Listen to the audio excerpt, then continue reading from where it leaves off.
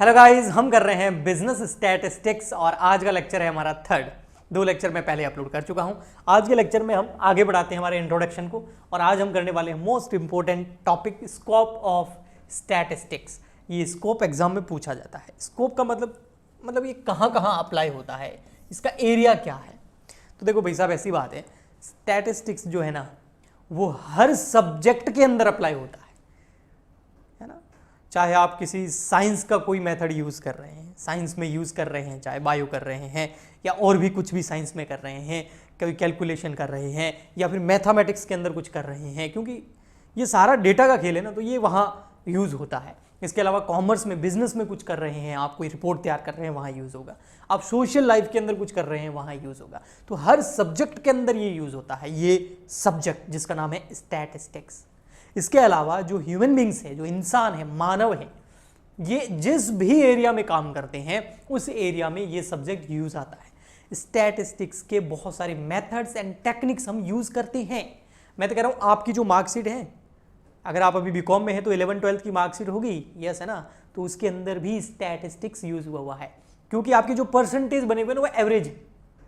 हो सकता है आपके हिंदी में कुछ मार्क्स आए हो, इंग्लिश में कुछ मार्क्स आए हो, साइंस में आए हो, या फिर जो भी आपके सब्जेक्ट्स हैं, किसी में 90 मार्क्स है, किसी में 70 है, किसी में 60 है, किसी में कितने हैं, लेकिन आपकी जो परसेंटेज है वो क्या, उन सब का एवरेज है। तो आपने वहां पर क्या यूज किया, स्टैटिस्टिक्स। तो इसका स्कोप बहुत बड़ा है, वाइडर है। ओके, अब हम पढ़ते हैं यहां पर। इसमें अगर हमको ये लिखने के बाद में आगे अगर बोले भी स्कोप बताइए, तो इसमें हमको 3 पॉइंट में हमने इसको कैटेगराइज किया है। एक हम फर्स्ट समझ रहे हैं सब्जेक्ट मैटर ऑफ स्टैटिस्टिक्स। भाई सब्जेक्ट मैटर क्या है, कोई भी जो प्रॉब्लम है उसका स्टैटिस्टिक्स के अंदर किस तरीके से स्टेप बाय स्टेप आगे उसको बढ़ा के उसका सॉल्यूशन निकाला जाता है। ओके, नेक्स्ट आता है नेचर ऑफ स्टैटिस्टिक्स। नेचर में आपको बताइए, जैसा हम बिजनेस स्टडी में पढ़ते थे क्लास 12 के अंदर कि जो मैनेजमेंट है वो क्या है, साइंस है या आर्ट है, तो हम यहाँ पर पढ़ेंगे स्टैटिस्टिक्स इज अ साइंस और आर्ट। ठीक है, नेक्स्ट है लिमिटेशंस ऑफ स्टैटिस्टिक्स। इसके अंदर हम क्या करेंगे बताएं, लिमिटेशन देखेंगे। अभी तक तो हमने बहुत ज़्यादा अच्छे से समझा इसका मीनिंग, डेफिनेशन, तो वहाँ पर लग रहा है कि यार ये सब जगह यूज़ होता है और वास्तव में होता भी है, लेकिन यहाँ पर थोड़ा बहुत कुछ कड़वी सच्चाइयाँ भी हैं, उसमें भी हम यहाँ पर बात करेंगे। तो स्टार्ट करते हैं सबसे first, subject matter of statistics. क्या सब्जेक्ट मैटर है, तो देखो भाई, स्टैटिस्टिक्स के अंदर सब्जेक्ट मैटर को समझना है तो इसके अंदर 2 चीज़ें होती हैं। एक होता है स्टैटिस्टिक्स के मेथड्स या इसके प्रिंसिपल्स, जिसके बेसिस पर किसी भी प्रॉब्लम का सॉल्यूशन निकाला जाता है। ठीक है, और सेकंड नंबर आता है फिर इसके अंदर यहां पर अप्लाइड स्टैटिस्टिक्स। तो 2 इस सब्जेक्ट मैटर को समझना है ना हमको स्टैटिस्टिक्स के, तो 2 चीजें हैं, एक है मेथड और एक अप्लाइड। दोनों में क्या फर्क है, मेथड मतलब कोई ये टेक्निक है, ये मेथड है, इसको आप यूज करो, और अप्लाइड स्टैटिस्टिक्स में हम ये पढ़ेंगे भी उसको यूज कैसे करना है, हाउ टू इंप्लीमेंट, उसको लागू कैसे करना है। ओके, दोनों का मतलब ये है, लेकिन ये दोनों किसके पॉइंट है, सब्जेक्ट मैटर ऑफ स्टैटिस्टिक्स के। आइए फर्स्ट पॉइंट पढ़ते हैं, जिसमें वो स्टैटिस्टिक्स के मेथड्स और प्रिंसिपल्स की बात करता है। तो इसके मेथड्स और प्रिंसिपल में हमेशा क्या होता है, एक काम हमेशा होता है, कोई भी प्रॉब्लम है, कोई भी किसी भी फील्ड की प्रॉब्लम है, बस उसको नंबर्स के अंदर प्रेजेंट किया जा सकता हो, है ना। क्वांटिटेटिव अप्रोच है स्टैटिस्टिक्स। अगर किसी चीज़ को नंबर से नहीं दिए जा सकते, उसको मेजरमेंट नंबर्स में नहीं किया जा सकता, तो फिर उस प्रॉब्लम का हम सॉल्यूशन नहीं निकाल सकते स्टैटिस्टिक्स के अंदर, है ना। जैसे कोई इमोशन है ना, जैसे कोई खुश है या रो रहा है, तो आप उसको सॉल्व नहीं कर सकते इन मेथड से, उसको तो फिर आपको दूसरी अप्रोच यूज़ करनी पड़ेगी। ठीक है, ये स्टैटिस्टिक्स की एक कमी भी है जो हम आगे लिमिटेशन पढ़ेंगे इसकी। ठीक है, तो कोई भी प्रॉब्लम जो है जिसको नंबर में मेजरमेंट किया जा सकता है, उस प्रॉब्लम का सॉल्यूशन या उसकी जो एनालिसिस करके उसका जो करक्स है वो हम किस तरीके से निकालते हैं। तो उसमें क्या करना होता है, सबसे पहले कलेक्शन करना होता है डेटा, जो भी आपकी प्रॉब्लम है उससे रिलेटेड डेटा का कलेक्शन कर दो। इसका मैं एक एग्जांपल भी दूंगा अभी आपको। ठीक है, फिर क्लासिफिकेशन कर दो, है ना, एज के हिसाब से हो सकता है क्लासिफिकेशन, है ना, अपर या मिडल लोअर के हिसाब से हो सकता है ना, तो उसका क्लासिफिकेशन करना होगा। जैसे फॉर एग्जाम्पल के लिए इंडिया की पॉपुलेशन है ना, वो हमने पॉपुलेशन का डेटा कलेक्ट कर लिया, अब उसमें हम ये क्लासिफिकेशन कर सकते हैं कि इसमें जो है मेल्स कितने हैं, फीमेल्स कितने हैं। इसमें हम ये क्लासिफिकेशन कर सकते हैं कि इसमें चाइल्ड कितने, बच्चे कितने हैं, और यंग लोग कितने हैं, और ओल्ड कितने हैं। ठीक है, तो ये क्लासिफिकेशन हो गया।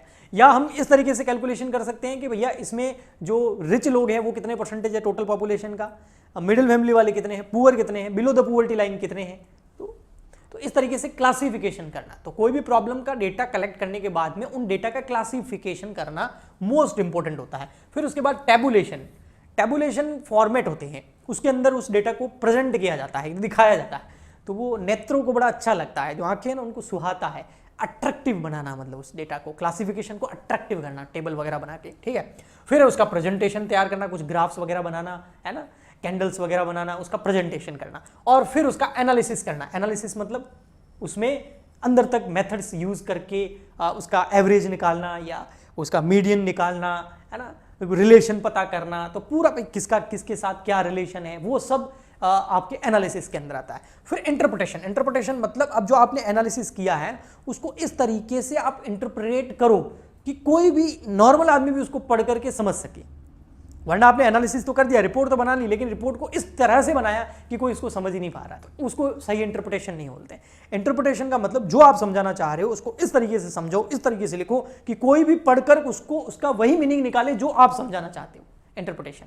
ओके, नेक्स्ट है फोरकास्टिंग। ये सबसे लास्ट पॉइंट है। फोरकास्टिंग मतलब उसको डिसीजन में यूज लेंगे, है ना, फोरकास्ट करने के लिए फ्यूचर को। ओके, अब ये जो मेथड्स हैं, ये जो स्टैटिस्टिक्स के मेथड है और प्रिंसिपल है, वो ये जो है इनको कैसे किसी प्रॉब्लम का सॉल्यूशन करने के लिए यूज किया जाता है मैंने वो बताया, और उसका मैं एक आपको प्रैक्टिकल एग्जांपल देता हूं। स्किल इंडिया नाम से एक रिपोर्ट आती है, हर साल आती है, इंडिया स्किल रिपोर्ट 2023 की ये रिपोर्ट है, पिछली साल भी आई थी 22 में। ये रिपोर्ट क्या करती है, ये बताती है कि भैया जैसे कोई भी हमारे यहाँ पर जो एम्प्लॉयमेंट है, वो एम्प्लॉयमेंट सबसे ज़्यादा जनरेट कौन सी फील्ड करती है, मतलब आप क्या करें, बीकॉम करें या आप बीएससी करें या आप बीए करें या आप इंजीनियरिंग करें या आप क्या, कौन सी फील्ड सबसे ज़्यादा जॉब प्रोवाइड कराती है। मैं ये नहीं कह रहा हूँ कि कौन सी फील्ड सबसे अच्छी है या बुरी, मैं कह रहा हूँ कौन सी फील्ड सबसे ज़्यादा जॉब अपॉर्चुनिटीज क्रिएट करती है, जॉब्स जनरेट करती है, एम्प्लॉयमेंट जनरेट करती है।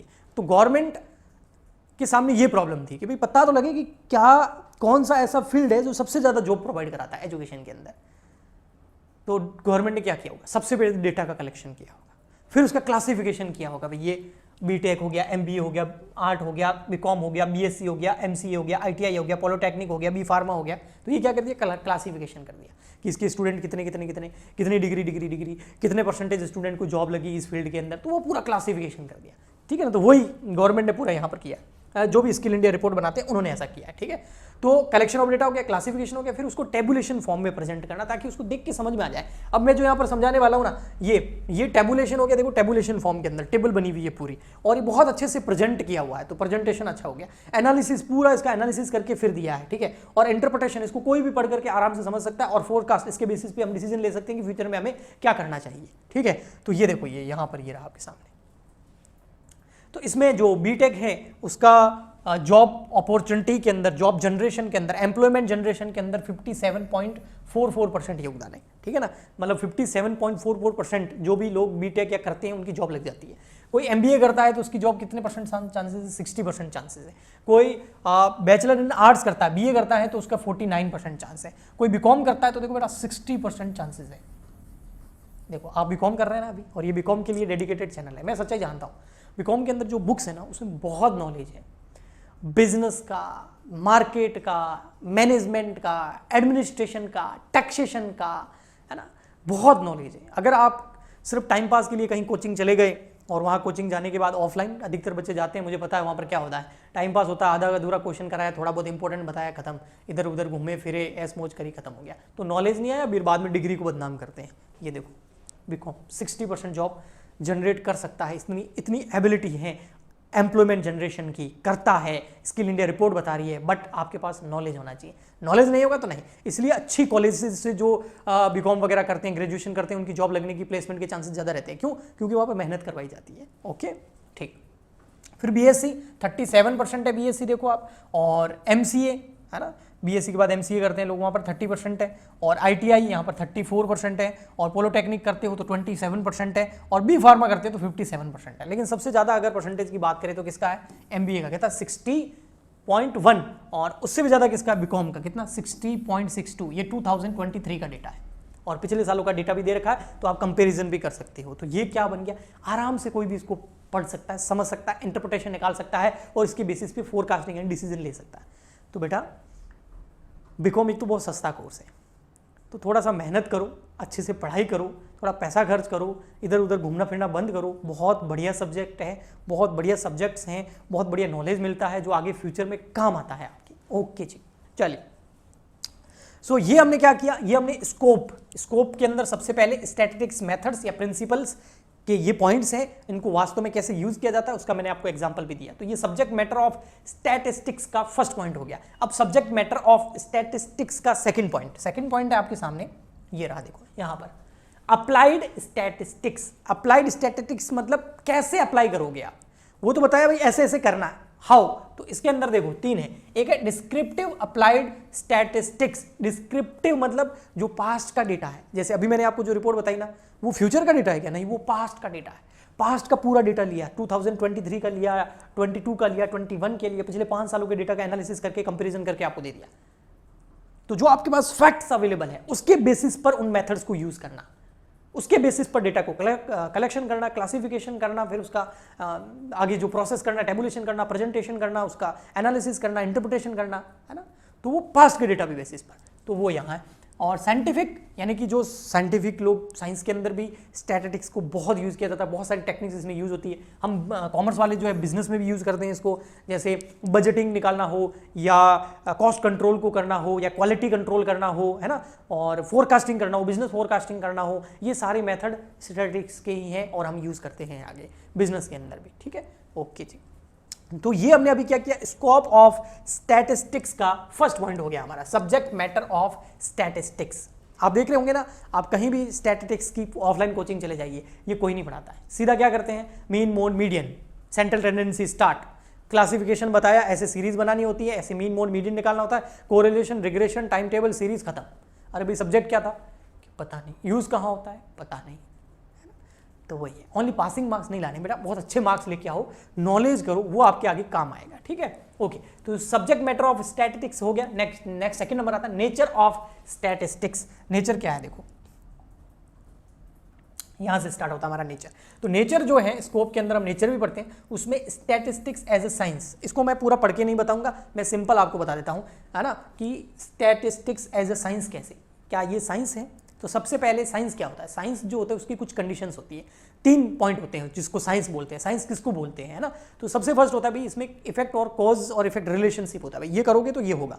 यूनिवर्सल एप्लीकेबिलिटी होती है, 2 पॉइंट तो मैंने बता दिया आपको, और सिस्टमेटिक स्टडी होती है, 3 पॉइंट है। साइंस किसको बोलते हैं, जिस ऐसा सब्जेक्ट जिसकी सिस्टमेटिक स्टडी होती हो, कॉज एंड इफेक्ट रिलेशनशिप हो और यूनिवर्सल नेचर हो जिसका, उसको साइंस बोलते हैं। तो क्या स्टैटिस्टिक्स के अंदर ये तीनों पॉइंट है, सिस्टमेटिक स्टडी है, बिल्कुल है, कॉज एंड इफेक्ट रिलेशनशिप है, हाँ भाई आप ये करोगे तो मेथड लगाओगे तो एवरेज निकल जाएगा, ये मेथड लगाओगे तो रिलेशन पता चल जाएगा, ये मेथड लगाओगे तो प्रोबेबिलिटी पता चल जाएगी, यस। और यूनिवर्सली आप कहीं भी इसको यूज कर सकते हो। बट फिर भी जो स्टैटिस्टिक्स है उसको प्योर साइंस नहीं बोला जाता है, मतलब इसको 100% साइंस नहीं बोला, इसको बोला गया है, अब जो मैं बोल रहा हूँ वो बहुत इंपॉर्टेंट है, वही आपको लिखना होता है, statistics is a method of science. ये साइंस के अंदर यूज होने वाला एक मेथड है, ओके। ये इसको पूरे सब्जेक्ट को साइंस नहीं बोल सकते हम, ठीक है, वही यहां पर लिखा हुआ है, ठीक है, नॉट अ एग्जैक्ट साइंस, है ना, पूरा एग्जैक्ट प्योर साइंस नहीं है, जैसे फिजिक्स केमिस्ट्री होता है ना, वैसा नहीं है। हाँ, ये एक नॉलेज है, एक मेथड है, scientifically statistical a method is a part of general scientific methods. जो जनरल साइंटिफिक मेथड होता है उसका ये एक पार्ट है, तो ये एक मेथड है, ठीक है। क्या ये आर्ट है? अब सबसे पहले भाई आर्ट होता क्या है, देखो आर्ट में और साइंस में क्या होता है, साइंस में फॉर्मूलाज होते हैं और उस फॉर्मूलाज का कैसे यूज करना होता है वो साइंस है। आर्ट पता क्या है, आर्ट में अगर आप कहीं साइंस सीखने जाओगे और आर्ट सीखने जाओगे, दोनों में क्या फर्क होगा। आप कहीं साइंस की क्लास में जाके बैठ जाओ, वो टीचर आपको सिखाएगा भाई ये मेथड है, ये है, टेक्निक्स है, पढ़ाएगा। लेकिन अगर आप कहीं आर्ट की क्लास में चले जाओ, डांस सीखने चले जाओ, म्यूजिक सीखने चले जाओ, वहाँ पर क्या होगा, है ना, सीधा खड़ा हो नाच, है ना, म्यूजिक में सीधा कुछ बजाना गाना, वो सीधा एप्लीकेबल इम्प्लीमेशन सीधा स्टार्ट हो जाता है, सीधा ऐसे सिखाया जाता है। तो क्या स्टैटिस्टिक्स के अंदर भी ये होता है? आइए, if the science is a knowledge, science अगर नॉलेज है, आर्ट इज अ एक्शन। देखो क्या मस्त बोला, साइंस अगर नॉलेज है तो आर्ट क्या है, एक्शन। ये दोनों में फर्क है, science is a knowledge, art is a action, सीधा एक्शन, ठीक है, okay. And art and actual application of science, art जो है वो क्या है, actual application of science, knowledge का कैसे एप्लीकेबल करना है वो आर्ट है, ओके, ठीक है। A science teach us to know science हमें बताता है जानना कि ये है, ये है, ये है, ये, और आर्ट हमें क्या बताना, art teachers us to do, करो। Okay ji. And art basically has following characteristics, it is a group of actions, group of actions होता है जो एक सॉल्व करते हैं प्रॉब्लम को। It does not describe facts but examines merits and demerits and tell us the way of to achieve objectives, तरीका बता देते हैं कैसे करना होता है। On the basis of above characteristics of art, statistics may be regarded as an art of applying the science of scientific methods. Statistics हमें ये बताता है, मैंने जैसे अभी पहले बताया था कि statistics क्या है, साइंस के अंदर यूज होने वाला मेथड है, और उससे हमें ये पता चलता है कैसे करते हैं, हाउ टू डू, एक्शन कैसे लेना है। सो इस हिसाब से बिल्कुल सही बात है, स्टैटिस्टिक्स जो है वो एक आर्ट है। ओके जी, ठीक। Next, limitations of statistics. अब मैं आपको, ये आपकी बुक में आपको मिल जाएगी, लेकिन मैं फटाफट बता देता हूँ। सबसे फर्स्ट, न्यूमेरिकल और क्वांटिटेटिव एस्पेक्ट, ये इसकी एक लिमिटेशन है। मैंने शुरू में बताया था आपको, एक केवल उसी प्रॉब्लम का हम स्टैटिस्टिकल, है ना, स्टैटिस्टिक्स के अंदर उसी प्रॉब्लम का सॉल्यूशन निकाल सकते हैं जिसको नंबर में मेजरमेंट किया जा सकता है। बहुत सारी प्रॉब्लम्स ऐसी होती है भैया जिसको नंबर नहीं दे सकते, कि सामने वाला नाराज है, हाँ भाई कितने % नाराज है तू, 10 में से कितना नाराज है, ऐसे थोड़ी होता है ना। तो इमोशन हो गया, बहुत सारी चीजें जिनको नंबर्स नहीं दे सकते, तो उन प्रॉब्लम का सॉल्यूशन यहां नहीं निकलता है, ये इसकी लिमिटेशन हो गई। Second, statistics deal with aggregate not with individual, ये मैंने पहले भी डेफिनेशन बताया था। इंडिविजुअल पे काम नहीं करता, एवरेज पे काम करता है, एक ग्रुप के बारे में बताता है। जैसे एक कोई गांव है, उस गांव के अंदर जो है उस गांव के जितने भी लोग हैं उन सब स्टैटिस्टिक्स का कोई मेथड यूज किया और उससे हमें पता चला कि वहां की इनकम 20% बढ़ गई, पर पर्सन इनकम जो है वो 20% बढ़ गई सीधी। जैसे किसी की इनकम अगर पहले 100 रुपए थी तो 120 हो गई, 1000 थी तो 1200 हो गई, 10,000 थी तो 12,000 हो गई, सबकी इनकम 20% बढ़ गई। पर ऐसे ये सच नहीं है, ये हम पूरे ग्रुप में तो ऐसा बोल सकते हैं, लेकिन इंडिविजुअली देखेंगे तो किसी की 20% बढ़ी होगी, किसी की 10% बढ़ी होगी, किसी की 60% बढ़ी होगी, किसी की बढ़ी नहीं होगी, किसी की कम हो गई होगी। तो इंडिविजुअल का सॉल्यूशन यहां नहीं निकलेगा, एक ग्रुप, है ना, का सॉल्यूशन निकल सकता है इधर। ओके, सो ये एक लिमिटेशन है। Statistics result may be misleading and ambiguous if analysis without proper context of the problem. अगर प्रॉब्लम को सही से देख के अगर आपने उसका सॉल्यूशन नहीं निकाला तो ये आपको मिसलीड कर सकता है, आपको भ्रम पैदा कर सकता है। फॉर एग्जांपल के लिए, एक बीकॉम के 2 स्टूडेंट हैं, ठीक है, बीकॉम के 2 स्टूडेंट हैं, एक है ए और एक है बी। अब इनके देखो मार्क्स देखना, इसके first year, second year, final year में इसके पहले मार्क्स थे 70, फिर हुए 60, फिर हुए 40, ठीक है। यहां पर इसके पहले फर्स्ट ईयर में 60% मार्क्स थे, फिर इसके जो है 40% थे, फिर 60% हुए और फिर 70% हुए। अब अगर इनका एवरेज निकालेंगे तो एवरेज क्या आएगा बेटा, देखो इसका एवरेज निकालेंगे, आपको दिख तो रहा है ना, हाँ, 70, 60 + 40 डिवाइड बाय 3, तो एवरेज निकालेंगे ना तो इनका आएगा, ए का एवरेज आएगा 56.67, बी का भी एवरेज आएगा 56.67%।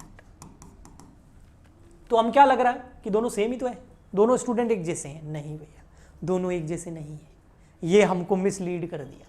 अगर आप केवल इसको देखेंगे ना तो लगेगा 56% लगभग आ रहे हैं दोनों के, दोनों सेम है स्टूडेंट, नहीं।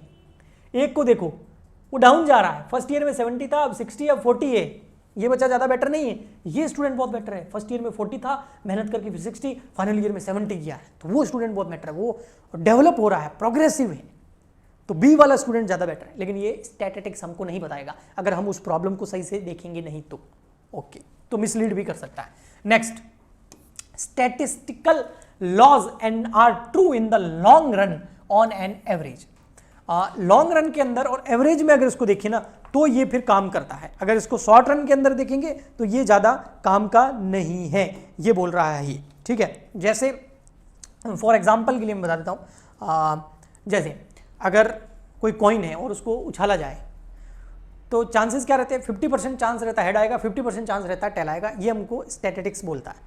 बट अगर वास्तव में रियल में जब हम 100 बार उछालेंगे ना तो हो सकता है 60 बार हेड आ जाए, 40 बार ही टेल आ जाए, 50-50 काम नहीं भी करे, लेकिन अप्रोक्स उसके आसपास होगा, ये है एक इसकी लिमिटेशन, ठीक है। नेक्स्ट है, statistical data should be homogeneous, एक दूसरे से रिलेशन होना चाहिए। अब स्टूडेंट्स का कोई कैलकुलेशन कर रहे हैं और इधर हम कैलकुलेशन कर रहे हैं कि बारिश कौन कौन से महीने में आ रही है, दोनों का कोई रिलेशन नहीं है, तो होमोजेनियस होनी चाहिए, ये एक प्रॉब्लम है, ठीक है, रिलेशन जरूरी है। Next, so merely provide a mean but not a solution of the problem, ये हमको मीन तो प्रोवाइड करा देता है, मीन्स प्रोवाइड करा देता है, बट किसी भी प्रॉब्लम का ये सॉल्यूशन कभी प्रोवाइड नहीं कराता है। तरीका बता देगा लेकिन प्रॉपर सॉल्यूशन नहीं देगा आपको। इसलिए ना इसके ऊपर एक वो कॉमेडी भी है, एक व्यंग कहा मतलब कसा जाता है इसके ऊपर कि जो स्टैटिस्टिक्स है ना वो कुछ उसके मेथड्स कुछ इस तरीके से हैं कि एक शराबी को अगर शराब पिला दी जाए तो उसके बाद में वो रोशनी में भी खंबे को पकड़ पकड़ के चलेगा, वो रोशनी का यूज़ नहीं करेगा, जो लाइटें लग रही है उसका यूज़ नहीं करेगा। तो अब ठीक है, ये भी एक इसकी लिमिटेशन है। ठीक है, नेक्स्ट, क्या सर हम ये एग्जाम में लिख सकते हैं? आपके ऊपर डिपेंड करता है। Statistical can be use only by a person who possesses the perfect knowledge of this subject. इस सब्जेक्ट का, इन मेथड्स का जिसको परफेक्ट नॉलेज है ना वही इनका अच्छे से यूज कर सकता है, हर कोई नहीं कर सकता। Next, statistical method is one of the method used for the study of any problem। केवल स्टैटिस्टिक्स के अंदर दिए गए मेथड ही किसी भी प्रॉब्लम का सॉल्यूशन निकालना, एक यही मेथड नहीं है, और भी बहुत सारे मेथड है जिससे आप किसी भी प्रॉब्लम का सॉल्यूशन निकाल सकते हैं। मतलब एनालिसिस करने का, डेटा का, प्रॉब्लम्स का, केवल यही नहीं है, और भी बहुत सारे साइंस सब्जेक्ट्स हैं जिसका यूज़ आप यहाँ कर सकते हैं। तो क्यों ये अकेला नहीं है कि इसके ऊपर डिपेंड रहेंगे, ये लिमिटेशंस हो गए। लेकिन बेटा मैं आपको बता दूं, ये लिमिटेशंस भले ही इसकी दे रखी है, माना भी लिमिटेशंस हैं, अब बताओ कमी कहाँ नहीं होती? ऐसी दुनिया के अंदर कोई भी चीज़ बता दो जिसमें कमी नहीं है, सारा चांद में भी दाग है। समझ में आ गया ना? हर चीज़ में कुछ ना कुछ तो लिमिटेशंस होगी, क्योंकि लिमिटेशंस है तभी तो इसकी मेरिट्स हमें दिखाई देगी। ठीक है, बट ये सब्जेक्ट बहुत प्यारा है और बहुत यूज़ होता है। कॉमर्स वाले तो भैया इस सब्जेक्ट को फुल यूज़ करते हैं, फोरकास्ट करके खूब पैसे छापते हैं। ठीक है, सो हम मिलते हैं नेक्स्ट लेक्चर के अंदर। आज के लिए इतना ही। आई होप आपको अच्छा लगा होगा। थैंक यू, और प्लीज़ लाइक शेयर सब्सक्राइब ज़रूर करें ताकि बीकॉम BBA स्टूडेंट्स के लिए, कॉमर्स स्टूडेंट के लिए इसी तरीके से हम लेक्चर लाते रहें। बस आपका सपोर्ट चाहिए। Thank you so much, good bye.